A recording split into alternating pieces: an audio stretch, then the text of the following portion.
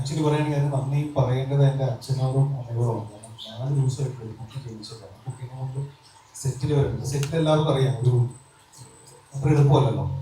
അപ്പോൾ നമ്മൾ വിചാരിക്കുന്ന പോലെ ഒരു ന്യൂ ബോൺ ബേബിക്ക് പറ്റുന്ന ഒരു അറ്റ്മോസ്ഫിയർ അല്ല ഒരു ഷൂട്ടിംഗ് സ്ഥലം. പക്ഷെ അതിന് ബില്ലിങ്ങായിട്ട് അച്ഛനും അമ്മയും അതിന് നിൽക്കുകയും ആ അമ്മക്ക് ഒരുപാട് കഷ്ടപ്പെടുന്നേ കണ്ടിട്ടുള്ളൂ. കൊച്ചു ഫുൾ ടൈം കരച്ചിലായിരിക്കും, കൊച്ചിനെ ഫീൽ ചെയ്യണം, അല്ലെങ്കിൽ കൊച്ചിനെ ഉറങ്ങണം. 4 ദിവസമല്ലേ ആയുള്ളൂ. അപ്പം നമുക്ക് എല്ലാവരും ഡിസ്റ്റർബാണ്. അതായത് കൊച്ചിനെ സംഭവിക്കുന്നത് പല അസുഖങ്ങളും വരാൻ സാധ്യതയുള്ളതാണ് ഇനീഷ്യൽ കുറച്ച് ദിവസങ്ങൾ അല്ലെങ്കിൽ ആഴ്ചകൾ എന്നുള്ളത്. പക്ഷേ ഈ സബ്ജക്റ്റ് നടത്തണമെന്നും എനിക്ക് തോന്നുന്നു അഖിലിന് ഭയങ്കരമായിട്ട് ആഗ്രഹമുണ്ടായിരുന്നു. അഖിൽ അതിനു വേണ്ടി ഫുൾ സപ്പോർട്ട് ചെയ്ത് അതിന് കൂടെ നമുക്ക് എല്ലാവർക്കും ടെൻഷനാണ്. കാരണം എന്തെങ്കിലും ഈ കുട്ടിക്ക് സംഭവിച്ചാൽ അത് നമുക്ക് ഭയങ്കര വിഷമം ഉണ്ടാകുന്ന ഒരു കാര്യമാണ്.